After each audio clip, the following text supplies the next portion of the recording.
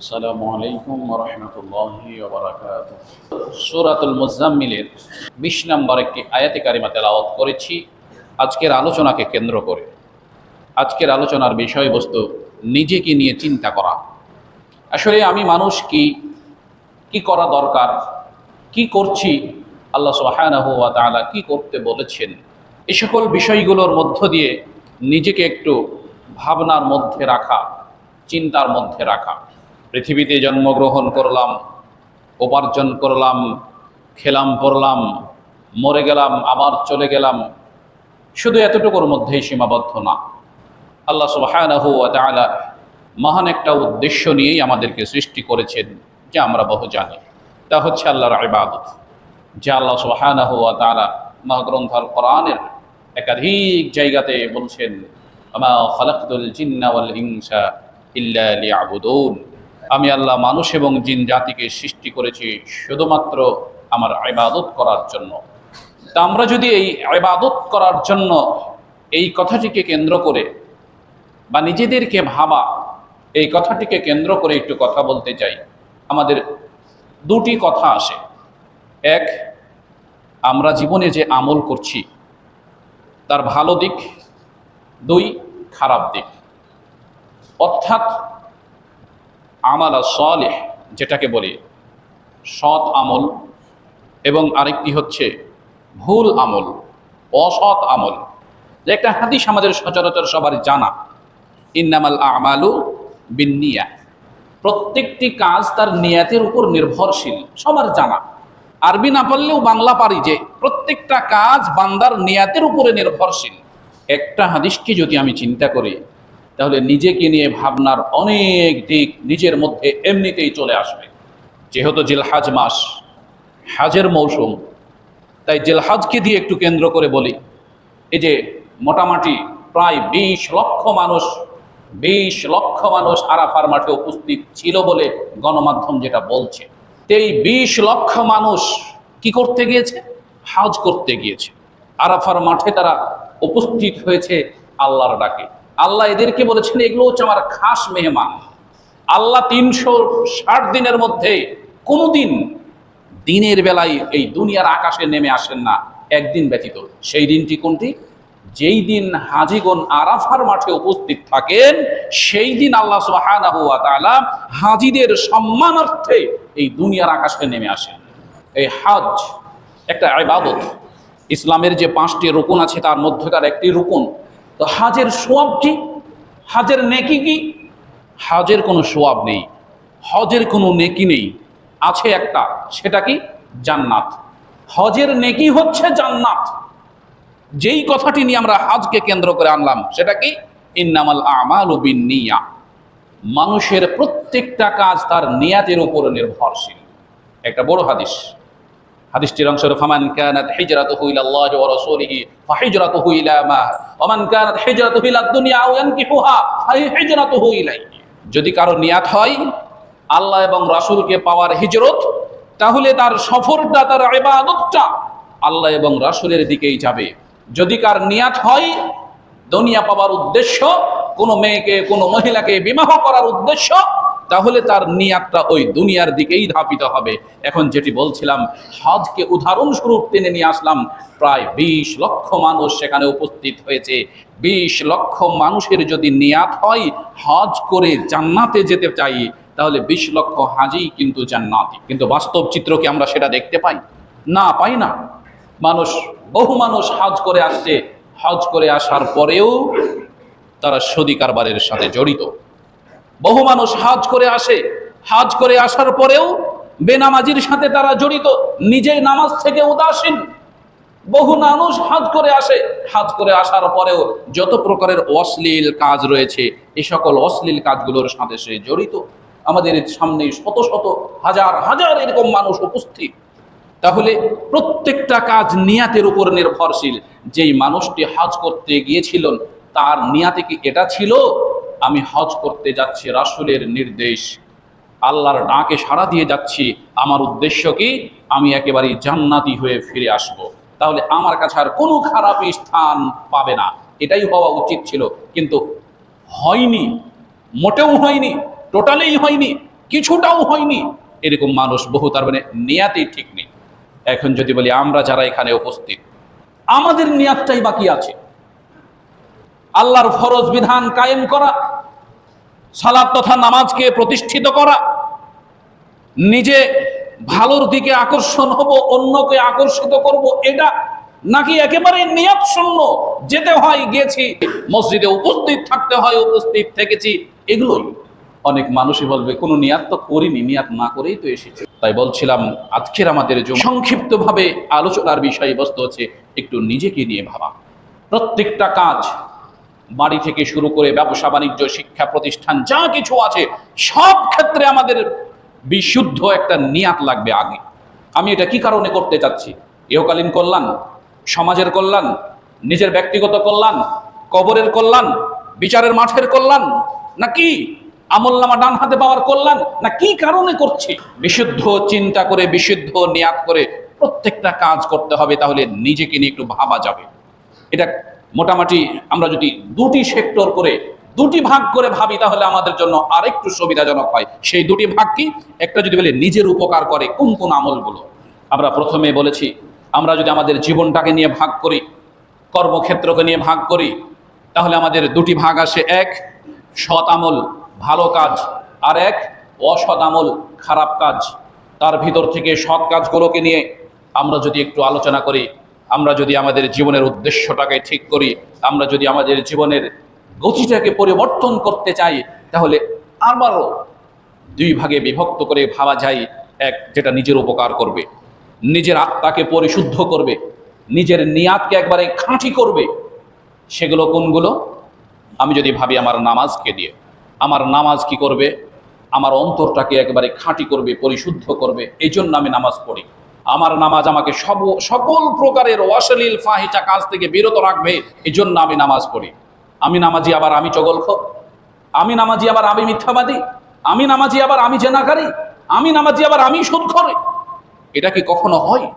দ্বিতীয়ত, এই যে ধরনের ইবাদতগুলো যেগুলো আছে, যেমন ইতিকাফ, ইতিকাফ আমাকে কি করবে? আমাকে একেবারে খাঁটি মুমিন, খাঁটি আল্লাহর বান্দা, একেবারে প্রকৃত আল্লাহর ইবাদতকারী হিসাবে আমাকে গড়ে তুলবে হচ্ছে আমার ইতিকাফ। এভাবে করে যদি আমরা ভাবি, তাহলে আমাদের দান সাদকা আছে, সত্য কথা আছে, সিয়াম পালন তথা রোজা আছে। এগুলো কি করে? আমাকে ব্যক্তিগতভাবে, ব্যক্তিকেন্দ্রিক এমনভাবে গড়ে তোলে, উপকৃত করে, এমনভাবে ভাবাই, এমনভাবে চিন্তাতে ডুবিয়ে দেয় যে আমাকে এগুলোই করতে মন চাই, এগুলো ছাড়া অন্য কোনো কিছু করতে মন চাই না, আমাকে উন্নতির দিকে নিয়ে যায়। ভালো কাজগুলোর মধ্যে যদি আবার একটু অন্যভাবে ভাবি, তাহলে ভালো কাজগুলো মানুষকে ব্যক্তিগতভাবে যেমন প্রতিষ্ঠিত করে, তেমন মানুষকে সামাজিকগতভাবেই প্রতিষ্ঠিত করে। যেমন আমি ভালো কাজ করছি, অন্যকেও ভালো কাজ করার জন্য আহ্বান করলাম, ডাকলাম, উৎসাহিত করলাম। হতে পারে আমার নিজের ভাই, হতে পারে আমার ছেলে, হতে পারে আমার স্ত্রী, হতে পারে আমার প্রতিবেশী, হতে পারে আমার এলাকা, হতে পারে আমার বন্ধু, হতে পারে আমার দেশ, হতে পারে সারা পৃথিবীর মানুষ। কি করব? আল্লাহর পথে মানুষকে একটু আহ্বান করব, ডাকবো। এটা কি করবে? এটা সমাজকে পরিবর্তন করবে। আমি তো নিজেকে পরিবর্তন করেছি, আবার নিজেকে পরিবর্তন করে মানুষকে আহ্বান করার জন্য আমার দেখা দেখি, আমার আদর্শে আদর্শিত হয়ে আমার ছোট ভাই, আমার ছেলে, আমার মেয়ে, আমার প্রতিবেশী, আমার মহল্লা, আমার দেশ, এরাও মানুষকে আহ্বান করছে আল্লাহর পথে। এই যে সমাজের পরিবর্তন হতে পারে। অন্যায় দেখলেই, অত্যাচার দেখলেই অত্যাচারী মানুষের পাশে গিয়ে আমি দাঁড়াই, যতটুকু সম্ভবপর হয় ততটুকুই আমি সাহায্য করি। হতে পারে আর্থিক, হতে পারে মৌখিক, হতে পারে শ্রম দিয়ে, হতে পারে যেই কোনোভাবে আমি মানুষকে সর্বক্ষণের জন্য পরিবর্তন করার চেষ্টা করি। উদ্দেশ্য কি? উদ্দেশ্য একটাই, নিজেকে যেভাবে পরিবর্তন করেছি সমাজকে সেভাবে পরিবর্তন করব।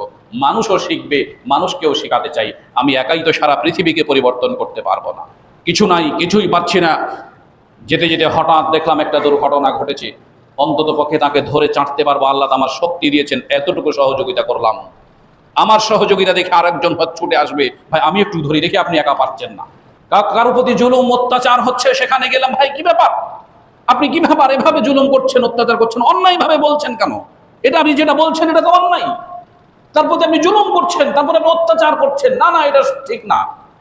আপনি কথা বলাতে দেখা যাবে যে আরো 2-5 জন আপনার সাথে এসে কথা বললো, ইনি তো ঠিকই বলছে, আপনি তোর সাথে অত্যাচার করছেন। এগুলো হচ্ছে আমাদের ব্যক্তিগত এবং সমাজগতভাবে, সামাজিকগতভাবে মানুষকে উন্নতির দিকে এগিয়ে যাওয়া, নিজেকে উন্নতির দিকে এগিয়ে নিয়ে যাওয়া, সেই সাথে সাথে ব্যক্তি, পরিবার, সমাজ, দেশকে গঠনের দিকে, উন্নয়নের দিকে নিয়ে গিয়ে যাওয়া, যেটাকে বলছিলাম আমরা নিজেকে নিয়ে ভাবা। এগুলো আমাদের কি করে? এগুলো আমাদের একমাত্র সম্বল, একমাত্র পুঁজি কোন জায়গার? মৃত্যুর পরবর্তী জায়গার। মৃত্যুর পরবর্তী জায়গা মানে মৃত্যুর পরবর্তী জায়গার আমাদের সম্বল, পুঁজি হচ্ছে এগুলো যা কবরে গিয়ে কাজ দেয়। মৃত্যুর পরবর্তী পুঁজি বা সম্বল মানে হচ্ছে যা বিচারের মাঠে, হাসরের ময়দানে গিয়ে কাজ দেয়। মৃত্যুর পরবর্তী সম্বল, পুঁজি হচ্ছে যা হাসরের মাঠে আমার মাথার উপরে ছায়া হিসাবে কাজ দেয়। কিন্তু নিজেকে নিয়ে না ভেবে যদি আমরা এই ধরনের কাজগুলো করতে না পারি, নিজেকে চিন্তা ভাবনায় ডুবিয়ে রাখতে না পারি, তাহলে সত্যিকার অর্থে আমাদের জীবনটা ব্যর্থই বলা যায়। যেমন যে আয়াতটি তেলাওয়াত করেছিলাম, আল্লাহ সুবহানাহু সে আয়াতে ভাবে বলছেন, ওমা তুকদ্দিমু লিআনফুসিকুম মিন খাইরিন তাজিদুহু ইনদাল্লাহ হুয়া খাইর ওয়া আ'যামু আজরা।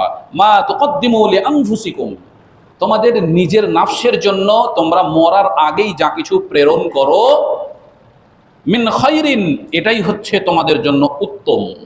ওমা তুকদ্দিমু লিআনফুসিকুম, তোমাদের মৃত্যুর পূর্বেই যে সকল ভালো কাজগুলো তোমরা করো, এগুলো হচ্ছে তোমাদের জন্য উত্তম কাজ, উত্তম কর্ম। তাজিদুহু ইনদাল্লাহ, এর পরিপূর্ণভাবে প্রতিদান তোমরা পাবে তোমার রব, তোমার সৃষ্টিকর্তা আল্লাহর কাছে। হুয়া খাইর, আর এটাই হচ্ছে তোমাদের জীবনের জন্য শ্রেষ্ঠ কাজ। ওয়া আ'যামু আজরা, আর তোমরা যে রবের কাছে পুরস্কার পাবে, পৃথিবীর সকল পুরস্কার চাইতে সেরা পুরস্কার হচ্ছে তোমার রবের কাছ থেকে তুমি এই কাজগুলো করার জন্য যেই পুরস্কার পাবে, সেই পুরস্কারটাই হচ্ছে তোমার সর্বোত্তম শ্রেষ্ঠ পুরস্কার। তাহলে আমাদের জন্য যেটা কল্যাণ, আমাদের জন্য যেটা ভালো, আমাদের জন্য যেটা শ্রেষ্ঠতম আল্লাহ পুরস্কার রেখেছেন, সেটাতে আমাদেরকে চলে যেতে হবে, সেটা নিয়ে আমাদেরকে ভাবতে হবে। এটাই আমাদের একান্ত জরুরি। যদি আমরা সেভাবে ভাবতে না পারি, তাহলে সত্যিকার অর্থে আমরা এই পৃথিবীতে যেমন নিজেদের ব্যর্থতাই ওই যে এসেছি, দুনিয়াবি যতগুলো কাজকর্ম আছি করছি, ন্যায় অন্যায়, হক বাতিল, সত্য মিথ্যা সবকিছুর সাথে ডুবে আছি। আবার যখন মারা গেলাম তখন চলে গেলাম, দুনিয়া ছেড়ে চলে গেলাম। আল্লাহ সুবহানাহু ওয়া তাআলা আরো বলছেন সূরাতুন নাহল, মান আমিলা সালিহান মিন যাকারিন আও উনসা ওয়া হুয়া মুমিন ফালানুহইয়ান্নাহু হায়াতান তাইয়্যিবাতান ওয়া লানাজজিয়ান্নাহুম আজরাহুম বিআহসানি মা কানু ইয়ামালুন। এই পৃথিবীতে বসবাসকারী নারী হোক অথবা পুরুষ হোক, পৃথিবীতে বসবাসকারী নারী হোক অথবা পুরুষ হোক, যদি কেউ সৎকর্ম করে, তাহলে নিশ্চয় সেই সৎকর্মটাই তাকে আনন্দ দিয়ে থাকে। আল্লাহর কোরআনের আয়াতের সাথে নিজের জীবনটা একটু মিলিয়ে দেখেন। আপনি আমি যদি একটা ভালো কাজ করতে পারি, নিজের ভিতরে কত আনন্দ আসে। আজকে একটা ভালো কাজ করেছি, অমুক ব্যক্তিকে অন্যায়ভাবে মারছিল, আমি সেই ব্যক্তিকে মার খেতে দিনি। যে মার খাচ্ছিল ওই লোকটাও চোখের পানি ফেলে অথবা 2 হাত তুলে আপনার জন্য দোয়া করে, ভাই সত্যি আপনি যা করলেন মহান একটা কাজ করলেন, আপনি আমাকে ইজ্জত বাঁচালেন, আল্লাহ আপনাকে পাঠিয়েছে, বিধায় আপনি আমার জন্য এসেছেন। এতগুলো মানুষ আছে, কেউ দেখলো না, কেউ আসলো না, কেউ আমাকে সাহায্য করলো না, আমি নিরুপায় পড়ে আছি, কেউ আমাকে ধরে তুললো না, আপনি তুললেন। মান আমিলা সালিহান মিন যাকারিন আও উনসা, আল্লাহ এখানে উল্লেখ করেই দিচ্ছেন, সে নারী হোক অথবা পুরুষ হোক, যদি সে ব্যক্তিটি ভালো কাজ করে, তাহলে মনের দিক থেকে সে একটু আনন্দ পায়। কাউকে মেরে আসলাম, কারো টাকা চুরি করে নিয়ে আসলাম, কাউকে ঠকিয়ে চলে আসলাম বাজার থেকে, এগুলো নিয়ে মনে কখনো শান্তি আসে না, নিজেও কখনো এগুলো নিয়ে মর্যাদাবোধ, গর্ববোধ, অহংকার বোধ হয় না। কিন্তু ভালো কাজ করে আসলে চিন্তা করি, এমনিতেই চিন্তা আসে, নিজের ভিতরে আনন্দ উৎফুল্ল হয়। হয়তো নিজের স্ত্রীকে ডেকে বলি, আজকে আমি কাজটা করেছি, একটা ভালো কাজ, অথবা ছেলেকে বলি, অথবা মেয়েকে বলি, অথবা বন্ধুর সাথে একটু শেয়ার করি, একটু ভাগাভাগি করি যে এই কাজটা করেছি, অমুক জায়গাতে এই হয়েছে, সেই হয়েছে, ইত্যাদি ইত্যাদি। তাহলে ভালো কাজের ক্ষেত্রে সর্বক্ষণ আল্লাহ সুবহানাহু ওয়া তাআলা বলছেন, আর এর যাজা যে আল্লাহ সুবহানাহু ওয়া তাআলা দিবেন তা একাধিক ক্ষেত্রে, একাধিক জায়গাতে আল্লাহ সুবহানাহু ওয়া তাআলা বলছেন। যেখানেই আল্লাহ কাজের কথা বলেছেন, একটা জিনিস আমরা মহাগ্রন্থ আল কোরআন থেকে একাধিক জায়গাতে দেখতে পাই। একটা জিনিস যেখানেই আল্লাহ কাজের কথা বলেছেন, সেখানেই একটা কথা বলেছেন, আমালান সালিহান, সৎ কাজ, ভালো কাজ, ভালো আমল। বুঝতে হবে আমালান এই কথাটি আল্লাহ বলেননি, বলেছেন আমালান সলিহান, আমালান কাজ। চুরি করাও তো একটা কাজ, দাড়ি কাটাও যেমন একটা কাজ, চুল কাটাও তেমন একটা কাজ। তো দাড়ি কাটা কি আমালান সলিহান ভালো কাজ? না। শরীরের যেগুলো গোপনীয় লোম আছে এগুলো কাটা হচ্ছে ভালো কাজ। দাড়ি কাটা খারাপ কাজ। মানুষকে গালি দেওয়া ভালো কাজ না, খারাপ কাজ। মানুষকে ভালো কথা বলা ঠিক আছে, এটা ভালো কাজ। আল্লাহ বলছেন আমালান সলিহান, সব জায়গাতে বলছেন আমালান সলিহান, ভালো কাজ, সৎ কাজ। জীবনের একটা উদ্দেশ্য, জীবনের একটা ভালোবাসা, জীবনের একটা গঠন, জীবনের একটা ভাবনাই থাকবে সব সময়। খাওয়া ভালো খাওয়া, পোশাক পরা ভালো পোশাক পরা, দামি নয় নতুন নয়, ভালো পোশাক পরা, এক কথাই। মুখের কথা ভালো কথা, মানে সত্য কথা, নিজের উপকার হবে, সমাজের উপকার হবে। আমি যখন ভালো কথা বলবো, নিজেকে যেমন উপকৃত করব, আমার ভালো কথাতে আমার ব্যক্তি, আমার পরিবার, আমার সমাজ, আমার দেশ, আমার পৃথিবী সবাই ভালো কথা বলবে, সবাই ভালো হয়ে যাবে। আমি যদি খারাপ বলি তাহলে সবাই খারাপ হয়ে যাবে। আমার একটা কাজ যদি ভালো হয় তাহলে আমার ব্যক্তিগত, আমার বন্ধুগত, আমার সহচারগত, আমার পরিবারগত, আমার এলাকাগত সবাই ভালো কাজ হবে, সবাই ভালো হয়ে যাবে। যদি খারাপ হয় তাহলে সবাই আস্তে আস্তে খারাপ হবে। এই জন্য আল্লাহ বলছেন সব জায়গাতে আমালান সলিহান, সৎ আমল, ভালো আমল। এখানে একটি হাদিস বলি, আল্লাহ সুবহানাহু ওয়া তাআলা বলছেন ইন্নাল্লাহা লা ইয়ানজুরু ইলা সুওয়ারিকুম ওয়া আমওয়ালিকুম। আল্লাহ বলছেন নিশ্চয় আল্লাহ ওই দুইটি জিনিস দেখেন না। কোন দুইটি? কত সুন্দর চেহারা, কত সুন্দর বডি স্ট্রাকচার, বডি ফিটনেস, কত সুন্দর পোশাক, আল্লাহ এটা দেখেন না। আর কি? ওয়া আমওয়ালিকুম, কত সুন্দর গাড়ি, কত সুন্দর বাড়ি, কত সম্পত্তি, কত টাকা, এই দুটি জিনিস আল্লাহ দেখেন না। আল্লাহ দেখেন ওয়ালাকি ইয়ানজুরু ইলা কুলুবিকুম ওয়া আমালিকুম, বরং আল্লাহ দেখেন ওয়ালাকি ইয়ানজুরু ইলা কুলুবিকুম, মানুষের যে অন্তর আছে আল্লাহ এই অন্তরটা দেখেন। মানুষের যে নিয়াত আছে এই নিয়াতটা আল্লাহ দেখেন। ওয়া আমালিকুম, মানুষের যে কর্ম, মানুষের যে কাজ, এই কাজটা আল্লাহ সুবহানাহু ওয়া তাআলা দেখেন। তাহলে আল্লাহ দেখেন কোন দুটি? আল্লাহ দেখেন এক, মানুষের নিয়াত, মানুষের অন্তর। আর কি? আল্লাহ দেখেন মানুষের কাজ। তাহলে আমার নিয়াতটা কি? নিয়াত মানে অন্তরে, মনে যেটা পরিকল্পনা করেছি এটার নামই হচ্ছে নিয়াত। নিয়াত মানে এটা নয় আমি এখানে এখন বসে আছি, নামাজে এসেছি, নামাজ থেকে বেরিয়ে যে কি নিয়াত পড়বো, কি নিয়াত মুখে উচ্চারণ করবো, এর নাম নিয়াত নয়।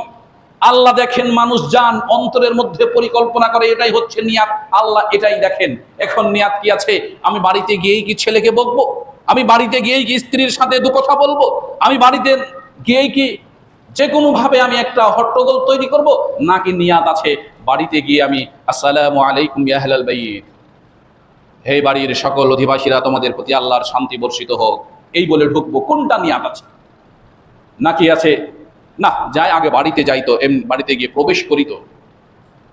পদ্ধতি অনেক আছে, কিন্তু আপনার নিয়াত কোনটা আছে? আপনার নিয়াত ওটা আছে বাড়িতে যদি সালাম দিয়ে প্রবেশ করি, তাহলে বাড়িতে সালাম দিয়ে প্রবেশ করলে আল্লাহর হুকুমকে মেনে প্রবেশ করলাম, শয়তানকে বাড়ির বাইরে রেখে প্রবেশ করলাম। বাড়িতে যদি সালাম না দিয়ে এমনিতেই প্রবেশ করি, নিজস্ব স্বাধীনতা, নিজের বাড়িতে কিসের সালাম দেব? তাহলে কি হবে? আল্লাহর হুকুমকে অমান্য করে বাড়িতে প্রবেশ করলাম, সেই সাথে সাথে শয়তানকে সাথে নিয়ে বাড়িতে প্রবেশ করলাম। পদ্ধতি অনেক আছে। নিয়াতটা কি আর কাজটা কি? নিয়াত আছে আমি বাড়িতে প্রবেশ করব, সালাম দিয়েই প্রবেশ করব, এবং প্রবেশ করলাম সালাম দিয়েই প্রবেশ করলাম। আল্লাহ দুটি দেখলেন, বান্দার নিয়াতও দেখলেন, বান্দার কাজও দেখলেন। এবার আল্লাহ খুশি হয়ে গেলেন। হাদিসটি আবু হুরায়রা রাদিয়াল্লাহু তাআলা আনহু থেকে বর্ণিত। হাদিসটি বর্ণনা করেছেন মুসলিম এবং মিশকাতে 5314 নম্বর হাদিস। তাহলে আমরা মুসলিম, আমরা নামাজি, আমরা সত্যবাদী, আমরা রোজা পালনকারী, যতগুলো ভালো বৈশিষ্ট্য, ভালো গুণাগুণ সব আমাদের মধ্যে আছে। আমাদের আল্লাহ কি দেখেন না? গঠন দেখেন না, সুরূপ দেখেন না, আকৃতি দেখেন না, এবং আমাদের সম্পদ আল্লাহ দেখেন না। কে ধনী কে গরিব এগুলো দেখেন না। দেখেন কি?